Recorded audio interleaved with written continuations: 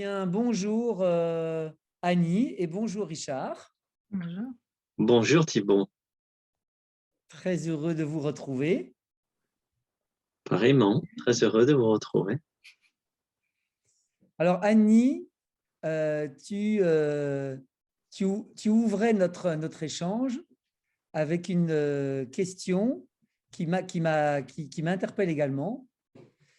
Et tu parlais, est-ce que toutes les réalités n'existeraient pas toutes en même temps? C'est ça la question?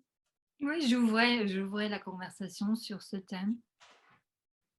Qu'est-ce que ça t'inspire, Richard? Ah ben non, c'est Annie-Laure d'abord à répondre puisque Ah oui. elle lance le sujet. Alors c'est une fausse question, c'est pour inviter l'affirmation qui suit de quoi? C'est pas. Vous voulez mon point de vue? Enfin, c'est pas Ah mon point de vue. oui. OK. Bah, si on part du principe que Dieu crée à son image, les humains créent à leur image aussi. Donc, qu'est-ce que les humains ont créé? Ils ont créé Internet, ils ont créé des serveurs, ils ont créé des serveurs qui ont des araignées qui vont pouvoir voir, aller puiser dans différents endroits, différentes informations et les recueillir au niveau du serveur. Et donc, pour moi, c'est une manière assez compréhensible de voir comment ça pourrait fonctionner à notre niveau, au niveau de ce qu'on a créé, au niveau de ce que Dieu a créé avec nous et avec enfin, Dieu. On peut appeler ça de différentes manières. Donc, on pourrait imaginer qu'on est en fait un serveur qui envoie des araignées dans différentes expériences multiples et simultanées et qui a pour but d'avoir des expériences multiples et il ramène ces informations au niveau du serveur qui est notre conscience. Je, je- oui, je verrais ça plutôt comme ça. C'est l'image qui me vient, et je crois que c'est une image qu'on avait déjà évoquée ensemble avec Richard, si j'ai bonne mémoire. C'est l'image d'une salle de contrôle où, où la conscience observe toutes ces réalités, toutes ces dimensions, toutes ces vies en même temps, Mhm. se dérouler toutes en fait dans l'instant présent, et avec cette possibilité finalement d'accéder à tout en même temps. Mhm. Est-ce que cette image te semble avoir une certaine, je sais pas, résonance pour toi, Richard? Oui, c'est celle dont on avait parlé dans les journées qu'on a passées ensemble. Mais ça, c'est un aspect de la réponse dans la mesure où est-ce que toutes les réalités existent en même temps? Il y a deux dimensions dans la question. Réalité, qu'est-ce que c'est une réalité? Et qu'est-ce que c'est en même temps? Alors là, pour commencer par la deuxième, le temps est lié à l'espace. Le temps n'est pas linéaire dans toutes les dimensions et dans toutes les expériences. Donc, nous expérimentons un temps linéaire et dans d'autres dimensions, on expérimente le présent ou un espace sans temps ou l'éternité ou la temporalité. Le temps est aussi fluide que l'espace et a aussi peu de structure intrinsèque ontologique que l'espace. Il existe des espaces différents, il existe des temps différents et c'est lié. L'espace est lié au temps. Et alors, est-ce que toutes ces réalités existent en même temps? Qu'est-ce que c'est une réalité? Et lorsqu'on perçoit une dimension dans un espace-temps particulier, on a une réalité. Une réalité n'existe que parce qu'elle est perçue. Mhm. Et celui qui perçoit une manière de décrire le monde dans un espace-temps particulier.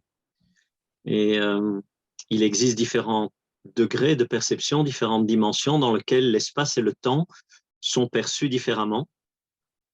Et lorsqu'on sort du concept du temps linéaire que nous vivons ici et qu'on retrouve l'expérience du présent, effectivement, on a la capacité dans la salle de contrôle d'expérimenter simultanément plusieurs expériences tout comme on peut se connecter maintenant à des expériences hors du cadre consensuel, social. Si on se connecte à d'autres parties de nous-mêmes, on expérimente d'autres expériences qui ne sont pas liées à l'expérience humaine, mais qui sont là maintenant. Et fondamentalement, c'est pas tellement la conscience qui est devant les écrans, ça c'est le corps subtil. Dans la dimension subtile, on est en face de tous ces écrans. Dans le causal, on est devant le potentiel de la création. C'est encore plus ouvert. Tout l'univers est là, dans un espace non créé, dans un temps qui n'est pas encore créé. Et ensuite, au-delà de ça, dans la dimension spirituelle, il y a une identité radicale. Tout ce qui est ce que je suis tout ce qui est, il n'y a pas de centre, il n'y a pas de temps, il n'y a pas d'espace là. Et ensuite, dans l'illusion, alors il y a l'illusion matérielle dont on peut s'échapper dans l'éveil non duel, et puis il y a l'illusion spirituelle. Il y a Mahamaya, l'illusion matérielle, et Yogamaya, l'illusion spirituelle, dans lequel on est de nouveau dans des espaces-temps et dans un rapport spirituel à l'expérience, dans une expérience indicible dans notre identité spirituelle. Donc il y a toute une gamme d'espaces et de temps qui sont effectivement là simultanément, mais auxquels on n'a pas nécessairement accès en tant qu'être humain. La conscience humaine étant voilée, on est limité actuellement dans notre capacité à appréhender plus que le flux du passé, présent, futur, qui semble être la vérité de notre réalité. Nous voilà au point de départ. J'ai une question, je dirais, de clarification, Richard, parce que tu évoques différentes notions et tu parles de réalité subtile, causale, et tu as l'air de parler un peu de poupées russes comme ça qui s'emboîtent.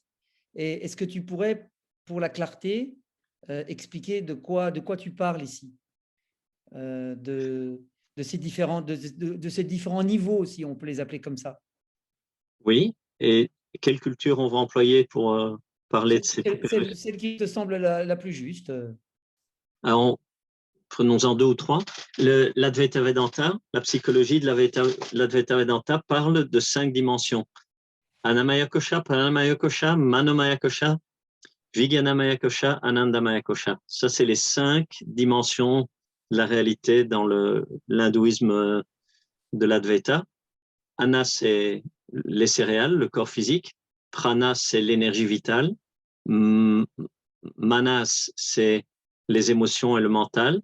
Vijnana, c'est l'intelligence pure ou l'intelligence réalisée.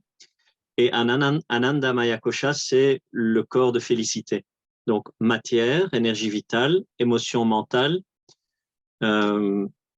intelligence, moi j'appelle ça le subtil, et Anandamaya Kosha, j'appelle ça le causal. Et voilà 5 couches qui représentent les 5 poupées russes, selon l'Advaita Vedanta. Si on prend le bouddhisme, on a les dimensions qui sont exprimées en termes d'émanation du corps de Bouddha. Il y a le Dharmakaya, qui est le causal, le Sambhogakaya, qui est le subtil, et le Nirmanakaya, qui est l'humain.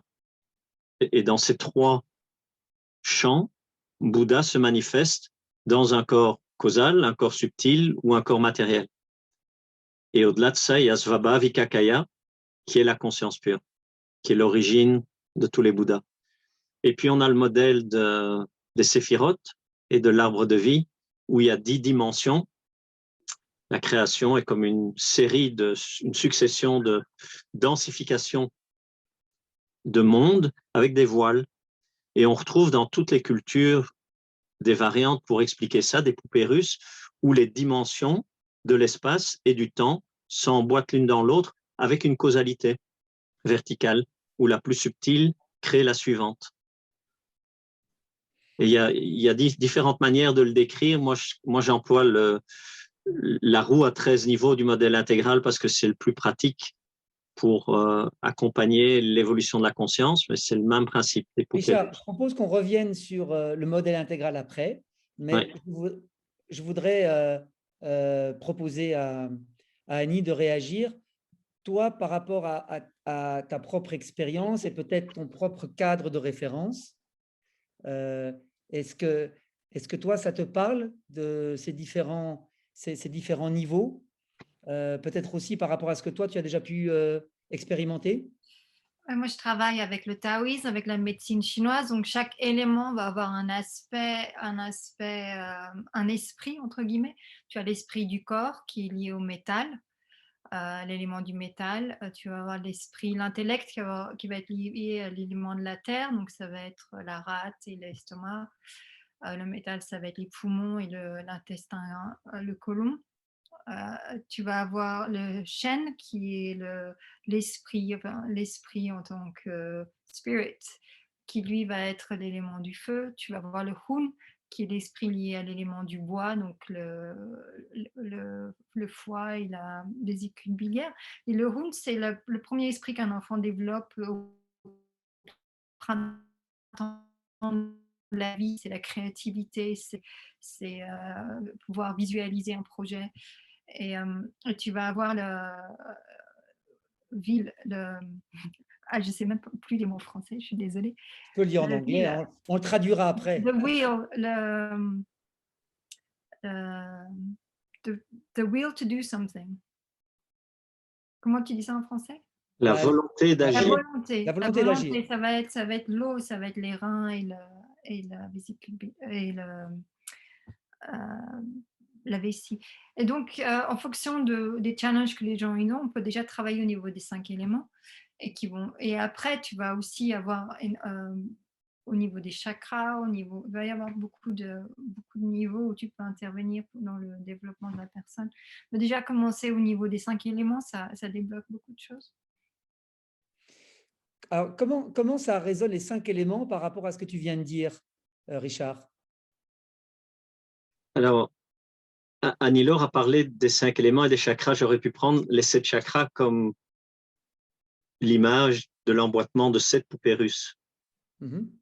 Mais c'est un petit peu plus complexe de parler de ça, mais généralement, la théorie des chakras vient du yoga, et dans la philosophie du yoga, il y a également une description de la cosmogonie, de la création de la matière, qui est reprise dans la Bhagavad Gita avec différents éléments qui viennent l'un de l'autre. Donc, par exemple, dans la Bhagavad Gita, il y a un verset qui explique, la Bhagavad Gita, c'est un texte fondateur, ou en tout cas très important dans la philosophie védique. Il y a un verset qui parle des différents éléments, où Krishna dit « Je suis l'eau, je suis le feu, je suis l'air, je suis l'éther, je suis le vent ». J'en oublie un. Bhumir aponalo vayu kammano buddhirevacha ahankara ityamme bina prakritir ashtada. C'est les 8 éléments qui forment l'univers matériel, et ces éléments parlent du plus subtil au plus grossier. Donc le plus subtil, c'est ahankar, l'ego, et puis on vient à l'intelligence, et puis le mental, et puis les éléments matériels. Donc, il y a différentes philosophies, différentes cosmogonies, et toutes ont une manière de décrire la création et de décrire le monde. Et dans cette description-là de la philosophie qui va avec le yoga, c'est le Sankhya. Il y a une description de l'enchaînement, comment chaque élément crée l'autre, et comment les éléments se forment et s'emboîtent. Et ça se retrouve très fort et beaucoup plus dans la médecine chinoise et dans la partie asiatique enfin tout ce qui est les éléments, c'est déjà manifesté, c'est déjà de la matière, et au-delà de la matière, des éléments subtils, puis il y a des éléments dans le causal, et puis des éléments spirituels. Donc, voilà, il y a 1000 cartes, et tout éclaire le territoire d'une manière ou d'une autre, Il n'y en a pas une qui est vraie, il n'y en a pas une qui est complète. Elles sont toutes complémentaires comme les pièces d'un puzzle et elles éclairent différemment ce qui se passe dans un niveau ou l'autre. Et toute l'idée est, primo, de ne pas confondre la carte avec le territoire et deuxièmement, d'utiliser la bonne carte quand on veut faire un chemin dans un certain endroit. Donc, bon amusement.